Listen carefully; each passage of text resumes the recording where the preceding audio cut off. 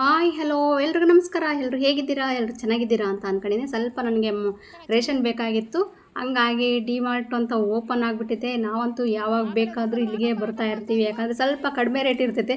ಹಂಗಾಗಿ ಎಷ್ಟು ಜನ ಅಂದರೆ ರಶ್ಶು ಅಂದರೆ ಯಪ್ಪ, ಆ ಜನದೇವೆ ಗಾಡಿ ತಗೊಂಡು ದಬ್ಕೊಂಡು ಹೋಗ್ಲಿಕ್ಕೆ ಜಾಗ ಇಲ್ಲ, ಆ ಲೆವೆಲ್ಲಿಗೆ ಜನ ಇದ್ದರು. ಹಂಗಾಗಿ ನಾನು ಮೊಬೈಲ್ ಆಫ್ ಮಾಡಿಬಿಟ್ಟು ನಾನು ರೇಷನ್ ತಗೊಳಕ್ಕೆ ಹೋಗ್ಬಿಟ್ಟೆ. ರೇಷನ್ ತಗೊಂಡು ಬರ್ಬೇಕಾದ್ರೆ ಹಂಗೆ ಈ ಥರ ಜಾಕ್ ಫ್ರೂಟ್ ನನಗೆ ಇಷ್ಟ.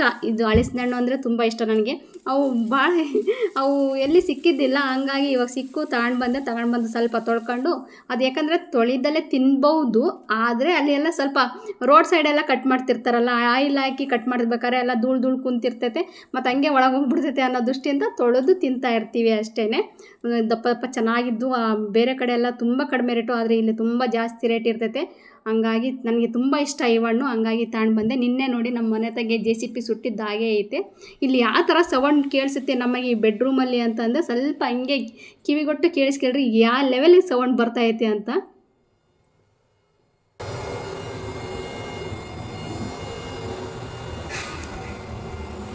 ಎಷ್ಟು ಗಾಳಿ ಬರ್ತೈತೆ ಅಂದರೆ ನಿಜವಾಗ್ಲೂ ಫುಲ್ ಗಾಳಿ ಅಂದರೆ ಫುಲ್ ಗಾಳಿ.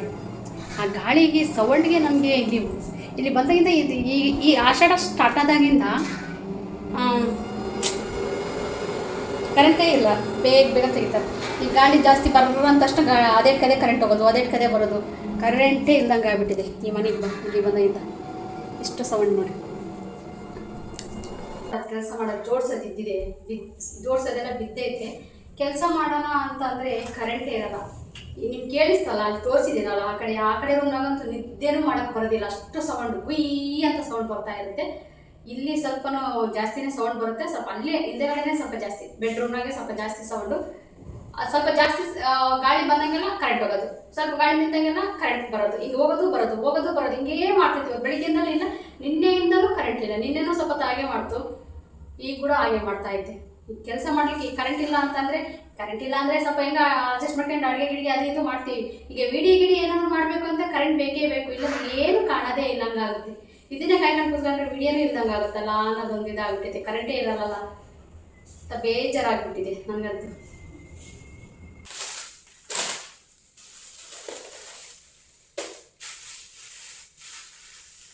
ಇದು ರಾಗಿ ಹಿಟ್ಟು, ಸ್ವಲ್ಪ ರಾಗಿ ಖಾಲಿ ಆಗಿಬಿಟ್ಟಿದ್ದು. ಹಂಗಾಗಿ ಇಲ್ಲಿ ರಾಗಿ ತಂದರೆ ಮತ್ತೆ ಅದನ್ನು ಮಾಡಬೇಕು, ಕಲ್ಲು ಮಣ್ಣು ಎಲ್ಲ, ಅದು ನನಗೆ ಮಾಡ್ಲಿಕ್ಕೆ ಬರೋದಿಲ್ಲ. ಹಂಗಾಗಿ ಸ್ವಲ್ಪ ರಾಗಿ ಹಿಟ್ಟೆ ತಂದಿದ್ವಿ ಎಮರ್ಜೆನ್ಸಿ ಅಂತ. ನಾವು ರಾಗಿ ಯಾವಾಗಲೂ ಪ್ರತಿ ಸಾರಿ ಊರಿಂದ ದುಡ್ಡು ಕೊಟ್ಟು ತಗೊಂಡು ಬರ್ತೀವಿ.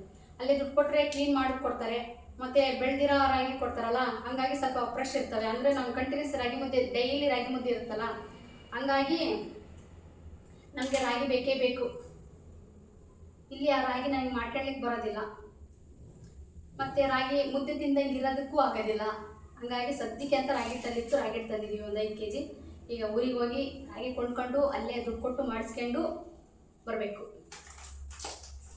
ಅದಕ್ಕೆ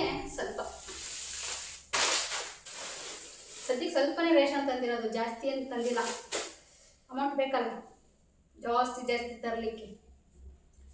ಒಂದ್ಸರಿ ಇದ್ದಾಗ ಜಾಸ್ತಿ ತರೋದು, ಇಲ್ಲ ಅಂದಾಗ ಸ್ವಲ್ಪ ಅಡ್ಜಸ್ಟ್ ಮಾಡ್ಕೊಂಡು ಬೇಕಾಗಿದ್ದು ತರೋದು. ಹಂಗಾಗಿ ಸ್ವಲ್ಪ ಏನೋ ನಮ್ಮ ಮನೆಯವರು ಇಲ್ಲ ಈ ಸರಿ ಸ್ವಲ್ಪ ಇಂಪಾರ್ಟೆಂಟ್ ಅಷ್ಟೇ ಅಂತಂದರು. ಹಂಗಾಗಿ ಇಂಪಾರ್ಟೆಂಟ್ ಅಷ್ಟೇ ರೇಷನ್ ತಗೊಂಡು ಬಂದಿದ್ದೀನಿ.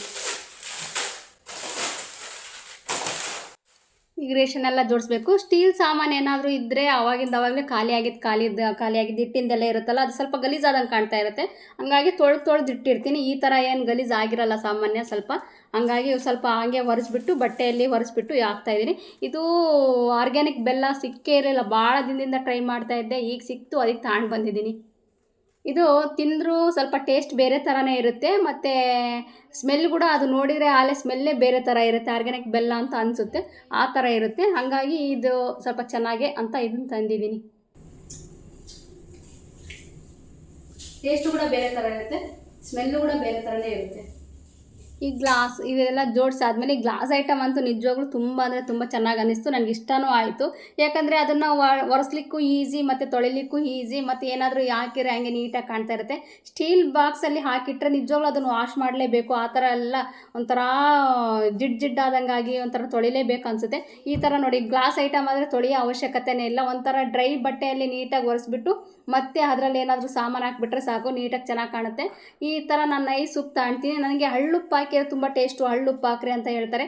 ನನಗೆ ಹಳ್ಳುಪ್ಪು ಹಾಕಿದ್ರೆ ಕರೆಕ್ಟಾಗಿ ನನಗೆ ಮೆಜರ್ಮೆಂಟ್ ಸಿಗೋದಿಲ್ಲ. ನಾನು ಯಾವತ್ತೂ ನೈಸ್ ಉಪ್ಪೇ ಹಾಕೋದು. ನೈಸ್ ಉಪ್ಪು ಹಾಕ್ಬಿಟ್ರೆ ನನಗೆ ಕರೆಕ್ಟಾಗಿ ಮೆಜರ್ಮೆಂಟ್ ಸಿಗುತ್ತೆ. ಹಂಗಾಗಿ ನಾನು ನೈಸ್ ಉಪ್ಪೇ ಸ್ವಲ್ಪ ಜಾಸ್ತಿ ಅಡಿಗೆ ಯೂಸ್ ಮಾಡೋದು ಹಳ್ಳುಪ್ಪಿಗಿನ್ನ. ಒಬ್ಬೊಬ್ರದ್ದು ಮೆಥಡ್ ಒಂದೊಂದು ಥರ ಇರುತ್ತೆ, ಏನೂ ಮಾಡೋಕ್ಕಾಗೋದಿಲ್ಲ. ಹಂಗಾಗಿ ನೋಡಿ, ಈ ಥರ ಸ್ಟೀಲ್ನವೆಲ್ಲ ಯಾವುದಾದ್ರು ಅಡುಗೆ ನಾನು ಸಾಮಾನು ಖಾಲಿಯಾಗಿರುತ್ತೋ ಆವಾಗ ಹಾಗೆ ತೊಳೆದು ಇಟ್ಬಿಟ್ಟಿರ್ತೀನಿ. ಹಂಗಾಗಿ ಒಂದು ಸರಿ ರೇಷನ್ ತಂದಮೇಲೆ ಇನ್ನೊಂದು ಸರಿ ರೇಷನ್ ಜೋಡಿಸ್ಬೇಕಾದ್ರೆ ಸ್ವಲ್ಪ ಅದನ್ನು ಕ್ಲೀನ್ ಮಾಡ್ಕೊಂಡು ಜೋಡಿಸ್ಕೊಂಡ್ವಿ ಅಂತಂದರೆ ಕಿಚನ್ ಕ್ಲೀನಾಗೇ ಇರುತ್ತೆ. ಒಂದು ತಿಂಗಳಿಗೆ ಒಂದು ಸರಿ ಅದನ್ನು ನಾವು ಡೈಲಿ ಒರೆಸ್ಲಿಲ್ಲ, ವಾರಕ್ಕೆ ಒಂದು ಸರಿ ಒರೆಸ್ಲಿಲ್ಲ ಅಂತಂದ್ರು ತಿಂಗಳಿಗೆ ಒಂದು ಸರಿ ಏನಾದರೂ ಈ ಥರ ನೀಟಾಗಿ ಒರೆಸ್ಕೊಂಡು ಜೋಡಿಸಿದ್ವಿ ಅಂದರೆ ನೀಟಾಗಿರುತ್ತೆ. ಹಂಗಾಗಿ ಕಿಚನ್ ನೀಟಾಗಿರ್ಬೇಕಾದ್ರೆ ಈ ಥರ ಎಲ್ಲ ಸ್ವಲ್ಪ ರಿಸ್ಕ್ ತಗೊಂಡು ಕೆಲಸ ಮಾಡ್ತಾನೆ ಇರಬೇಕು ಅವಾಗವಾಗ. ಇಲ್ಲ ಅಂತಂದರೆ ನೀಟ್ನೆಸ್ ಇರೋದಿಲ್ಲ. ಎಲ್ಲಿಟ್ಟರು ಅಲ್ಲೇ ಎಲ್ಲ ನಾವೇನೇ ಆದರೂ ಎಷ್ಟೇ ಕ್ಲೀನಾಗಿ ತಗೊಳ್ಳೋಣ ಅಂತಂದ್ರೂ ಅದು ಕೆಳಗೆ ಚೆಲ್ಲೇ ಬಿಟ್ಟಿರುತ್ತೆ, ಕೆಳಗೆ ಬಿದ್ದಿರುತ್ತೆ. ಅದಂಗೆ ಕುಂತು ಒಂಥರ ಡೆಸ್ಟ್ ಆಗಿ ಒಂಥರ ಕಲೆ ಆದಂಗೆ ಆಗಿಬಿಟ್ಟಿರುತ್ತೆ. ಹಂಗಾಗಿ ಕೆಳಗೊಂದು ಸೀಟ್ ಹಾಕಿದ್ದೀನಿ. ಅದು ಸೀಟ್ ಕೂಡ ಸಿಗುತ್ತೆ, ಸ್ವಲ್ಪ ಆನ್ಲೈನಲ್ಲೆಲ್ಲ ಸಿಗುತ್ತೆ. ಆ ಥರ ಸೀಟ್ ಹಾಕಿ ಅದ್ರ ಮೇಲೆ ಈ ಥರ ಇಟ್ಟರೆ ನೀಟಾಗಿ ಒರೆಸ್ಕೊಂಡ್ಮೇಲೆ ಪೇಪರ್ ಥರ ನೀಟಾಗಿ ಎಲ್ಲ ಪುಡಿ ಏನಾದ್ರು ಇದ್ದರೆ ಎಲ್ಲ ನೀಟಾಗಿ ಬರುತ್ತೆ. ಅದೇನೋ ಕಟ್ಟೆಗೆಲ್ಲ ಅಂಟ್ಕೊಂಡಿರಲ್ಲ. ಅದಕ್ಕೋಸ್ಕರ ಕ್ಲಾತ್ ಅದು ಪೇಪರ್ ಹಾಕಿಬಿಟ್ಟು ಅದ್ರ ಮೇಲೆ ಎಲ್ಲ ಬಾಕ್ಸ್ ಎಲ್ಲ ಇಟ್ಟಿರ್ತೀನಿ. ಅದಾದಮೇಲೆ ಸ್ವಲ್ಪ ಅದರಲ್ಲಿ ಏನೇನು ಹಾಕಬೇಕು, ಬಾಕ್ಸಲ್ಲಿ ಏನೇನು ಹಾಕಬೇಕು, ಗ್ಲಾಸ್ ಐಟಮಲ್ಲಿ ಏನೇನು ಹಾಕಬೇಕು, ಪಿಂಗಾಣಿ ಐಟಮಲ್ಲಿ ಏನೇನು ಹಾಕಬೇಕು ಅದನ್ನೆಲ್ಲ ನೀಟಾಗಿ ಅದರಲ್ಲೇ ಏನೇನು ಹಾಕಬೇಕು ಅದರನ್ನೇ ಹಾಕಿಬಿಟ್ಟು ನೀಟಾಗಿ ಜೋಡಿಸೋದ್ರಿಂದ ತುಂಬ ಚೆನ್ನಾಗಿ ಕಾಣುತ್ತೆ, ನೋಡಲಿಕ್ಕೆ ಲುಕ್ ಇರುತ್ತೆ. ಮತ್ತು ಅಡುಗೆ ಮನೆ ಯಾರನ್ನ ನೋಡಿದರೆ ಚೆನ್ನಾಗಿ ಇಟ್ಕೊಂಡೋಳಪ್ಪ ಚೆನ್ನಾಗಂತ ಅನಿಸುತ್ತೆ. ನಂದೊಂದು ಕಿಚನ್ ಆರ್ಗನೈಸ್ ಒಂದು ವೀಡಿಯೋ ಹಾಕಿದ್ದೆ, 2 ವೀಡಿಯೋ ಹಾಕಿದ್ದೆ. ತುಂಬ ಅಂದರೆ ತುಂಬ ಚೆನ್ನಾಗಿದೆ, ತುಂಬ ಟಿಪ್ಸ್ ಇದ್ದಾವೆ. ಒಂದು ಸರಿ ಅದನ್ನು ಹೋಗಿ ನೋಡಿ ನೀವು. ಅದು ಯಾಕೆ ನೋಡ್ತಾ ಇಲ್ಲ, ತುಂಬ ಚೆನ್ನಾಗಿದೆ ನಿಜವಾಗೂ. ಅದು ನನಗೆ ಖುಷಿ ಆಗ್ತದೆ. ನಾನೇ ಅದನ್ನೇ ಮತ್ತೆ ನೋಡ್ತಾ ಇರ್ತೀನಿ, ಅಷ್ಟು ಚೆಂದಿದೆ. ಮತ್ತು ಟಿಪ್ಸ್ ಎಲ್ಲ ಇದೆ ಅದರಲ್ಲಿ, ಭಾಳ ಯಾವ್ಯಾವ ಥರ ಜೋಡಿಸ್ಬೇಕು, ಯಾವ್ಯಾವ ಥರ ಇಟ್ಕೋಬೇಕು, ಏನು ಎತ್ತ ಅಂತ. ಹಂಗಾಗಿ ಅದೊಂಥರ ಚೆನ್ನಾಗಿದೆ. ಒಂದು ಸರಿ ನೋಡಿ ನನ್ನ ಕಿಚನು ಯಾವ ಥರ ಇದೆ, ಯಾವ ಥರ ಆರ್ಗನೈಸ್ ಮಾಡಿದ್ದೀನಿ ಅನ್ನೋದು. ನೀವು ಡೈರೆಕ್ಟಾಗಿ ಯಾವಾಗಲೂ ಕಿಚನಲ್ಲಿ ನಾವು ಅಡುಗೆ ಮಾಡ್ಬೇಕಾದ್ರೆ ನೋಡಿದರೆ ನಿನಗೆ ನಾನು ಒಂದು ಸರಿ ಕ್ಯಾಮ್ರಾ ಇಟ್ಟಿದ್ದಂದರೆ ನನ್ನ ಕಿಚನ್ ಪೂರ್ತಿ ಕಾಣಿಸ್ತಾನೆ ಇರುತ್ತೆ. ಅದನ್ನೇನು ನೋಡೋ ಅವಶ್ಯಕತೆ ಇಲ್ಲ. ಆದರೆ ಯಾವುದಾದ್ರಲ್ಲಿ ಏನೇನು ಹಾಕಿರ್ತೀನಿ, ಏನೇನು ಹಾಕಿರಿ, ಹೆಂಗೆ ಅಂತ ಎಲ್ಲ ಇರುತ್ತಲ್ಲ ನೀಟಾಗಿ ಡೀಟೇಲಾಗಿ. ಹಂಗಾಗಿ ತುಂಬ ಚೆನ್ನಾಗಿದೆ. ಈ ಕೆಳಗಿನ ಶೆಲ್ಫಲ್ಲಿ ದೊಡ್ಡ ಬಕೆಟ್ ಟೈಪು ದೊಡ್ಡ ಬಾಕ್ಸ್ ಇಟ್ಟಿದ್ದೀನಿ. ಅದರಲ್ಲಿ ಏನಂದರೆ ಅಕ್ಕಿ ಮತ್ತು ರಾಗಿ ಹಿಟ್ಟು ಅಷ್ಟೇ ಹಾಕಿರ್ತೀನಿ. ಹಂಗಾಗಿ ಅದನ್ನು ಕ್ಲೀನ್ ಮಾಡಿ ಹಾಕಿದ್ದೀನಿ.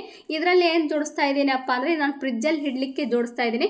ಫ್ರಿಜ್ಜಲ್ಲಿ ಅಂದರೆ ಮೈದಾ ಹಿಟ್ಟು ಮತ್ತು ಚಿರೋಟಿ ರವೆ, ಕಡಲೆ ಹಿಟ್ಟು ಮತ್ತು ಏನಾದರೂ ಈ ಥರ ಯೂಸ್ ಮಾಡಲಿಲ್ಲದದ್ದು ಭಾಳ ದಿನ ಹಂಗೆ ಡೈಲಿ ಯೂಸ್ ಮಾಡಲ್ಲ ಅನ್ನೋದಿರುತ್ತಲ್ಲ ರೆಗ್ಯುಲರಾಗಿ, ಅದನ್ನು ಮಾತ್ರ ಅದರಲ್ಲಿ ಇಟ್ಟಿರ್ತೀನಿ. ಯಾಕಂದರೆ ಕಡೆಯಲ್ಲಿ ಇಟ್ಟರೆ ಬೇಗ ಹುಳ ಆಗಿಬಿಡುತ್ತೆ ಅನ್ನೋದೊಂದು ಭಯದಿಂದ ನಾನು ಆ ಕಡೆಗೆ ಫ್ರಿಜ್ಜಲ್ಲಿ ಇಡ್ತಾ ಇರ್ತೀನಿ. ಮತ್ತು ಇನ್ನೊಂದು ಬಾಕ್ಸಲ್ಲಿ ಏನಂದರೆ ಒಂದು ಬಾಕ್ಸ್ ಮುಟ್ಟಿರೋ ಅದರಲ್ಲಿ ಎಲ್ಲ ಹಿಟ್ಟು ಟೈಪ್ ಸಿಗಬೇಕು, ಇನ್ನೊಂದು ಬಾಕ್ಸ್ ಮುಟ್ಟಿರೋ ಅದರಲ್ಲೆಲ್ಲ ಡ್ರೈ ಫ್ರೂಟ್ಸ್ ಎಲ್ಲ ನಾನು ಸ್ವಲ್ಪ ನಾನು ಇಲ್ಲಿ ಬಾಕ್ಸಲ್ಲಿ ಹಾಕೊಂಡಿದ್ದೀನಿ. ಇನ್ನೊಂದು ಸ್ವಲ್ಪ ಜಾಸ್ತಿ ಇರೋವೆಲ್ಲ ಇದರಲ್ಲೇ ಹಾಕಿಟ್ಟಿರ್ತೀನಿ. ನನಗೆ ಅವಾಗವಾಗ ಬೇಕಾಗುತ್ತೆ, ಸ್ಮೂದಿ ಗೀದಿ ಮಾಡಲಿಕ್ಕೆ ಬೇಕಾಗುತ್ತೆ ಅಂತ ಸ್ವಲ್ಪ ಎಲ್ಲ ವೆರೈಟಿ ತಂದಿಟ್ಕೊಂಡಿರ್ತೀನಲ್ಲ, ಹಂಗಾಗಿ ಅದನ್ನು ಎಲ್ಲ ಒಂದರಲ್ಲಿ ನೀಟಾಗಿ ಜೋಡಿಸಿ ಇಡ್ತೀನಿ. ಇದರಲ್ಲಿ ಏನು ಇಟ್ಟಿರ್ತೀನಿ ಅಂದರೆ ಸ್ವಲ್ಪ ಮಸಾಲೆ ಸಾಮಾನು ಯಾವಾದರೂ ಜಾಸ್ತಿ ಇರಾವು ಇದರಲ್ಲೆಲ್ಲ ಇಟ್ಟಿರ್ತೀನಿ. ಹಂಗಾಗಿ ಸ್ವಲ್ಪ ನನ್ನ ಫ್ರಿಜ್ಜು ಕೂಡ ಚಿಕ್ಕದು, ತುಂಬ ಚಿಕ್ಕದು. ಹಂಗಾಗಿ ಅದರಲ್ಲೇ ನೀಟಾಗಿ ಪ್ಯಾಕ್ ಥರ ಮಾಡಿ ಇಟ್ಟಿರ್ತೀನಿ ನಾನು. ಅದರಲ್ಲಿ ಸ್ವಲ್ಪ ಕಾಳು ಕೂಡ ಇಟ್ಟಿದ್ದೀನಿ. ಅಂದರೆ ಅವು ಸ್ವಲ್ಪ ಜಾಸ್ತಿ ಯೂಸ್ ಮಾಡಲ್ಲ ಅವಿರ್ತಾವಲ್ಲ, ಹಾಗಾಗಿ ಆ ಕಾಳನ್ನು ಇಟ್ಟಿರ್ತೀನಿ. ಇದು ನಮ್ಮ ಅಪ್ಪ ಕೊಡಿಸಿದ ಫ್ರಿಜ್ಜು. ಅಂದರೆ 25 ವರ್ಷ ಆಗೈತೆ, ಅವಾಗಿಂದ ಇವತ್ತುವರೆಗೂ ಹಂಗೆ ಬರ್ತೈತೆ, ಏನೂ ಆಗಿಲ್ಲ. ಒಂದು ಸರಿ ಕೂಡ ಇದನ್ನು ರಿಪೇರಿಗೆ ಹೋಗಿಲ್ಲ, ಅಷ್ಟು ಚೆಂದಿದೆ. ಅವಾಗ ಫಸ್ಟ್ ನಮ್ಮಪ್ಪ ನನಗೆ ಕೊಡಿಸಿದ್ದು. ಹಂಗಾಗಿ 25 ವರ್ಷ ಆದ್ರೂ ಇದು ಏನೂ ಆಗಿಲ್ಲ, ಚೆನ್ನಾಗೈತೆ. ಅದಕ್ಕೋಸ್ಕರ ಅದನ್ನು ಹಂಗೆ ಜೋಪಾನ ಮಾಡ್ತಾಯಿದ್ದೀನಿ. ನೋಡಿ ನನ್ನ ಫ್ರಿಜ್ಜು. ಅದಾದಮೇಲೆ ಇಲ್ಲೊಂದು ಶೆಲ್ಫ್ ಇದೆ. ನನ್ನ ಸ್ವಲ್ಪ ಸ್ಪೂನ್ ಐಟಮ್ ಸ್ವಲ್ಪ ಜಾಸ್ತಿನೇ ಇದ್ದಾವೆ. ನಾನು ಡೈಲಿ ಯೂಸ್ಗೆ ಬೇರೆವೆಲ್ಲ ನಾನು ಅಲ್ಲೇ ಕಿಚನ್ ಪಕ್ಕನೇ ಅಲ್ಲಿ ಮೇಲ್ಗಡೆ ಇಟ್ಕೊಂಡಿರ್ತೀನಿ.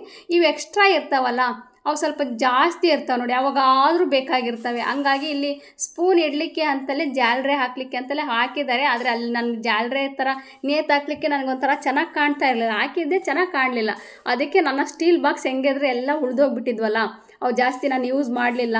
ಎಲ್ಲ ಗ್ಲಾಸ್ ಐಟಮ್ ತಗೊಂಡಿರೋದ್ರಿಂದ ಹಂಗಾಗಿ ಇದರಲ್ಲೆಲ್ಲ ಒಂದೊಂದರಲ್ಲಿ ಎಲ್ಲ ಒಂದೊಂದು ಥರ ಹಾಕಿಬಿಟ್ಟು ಇಡೋಣ ಅಂತ ಹಾಕ್ತಾಯಿದ್ದೀನಿ. ಈಗ ಯಾವುದೇ ಆಗಲಿ ಒಂದು ಶೆಲ್ಫ್ ತೆಗಿತಾ ಇದ್ದೀನಿ ಅಂತಂದರೆ ಆ ಶೆಲ್ಫನ್ನ ನೀಟಾಗಿ ತೆವದ ಬಟ್ಟೆಯಲ್ಲಿ ಇಲ್ಲ ಒಣ ಬಟ್ಟೆಯಲ್ಲಿ ನೀಟಾಗಿ ಒರೆಸಿ ಇಟ್ಬಿಟ್ರೆ ನೀಟಾಗಿ ಚೆಂದಿರುತ್ತೆ, ಚೆನ್ನಾಗಿ ಕಾಣ್ತಾ ಇರುತ್ತೆ.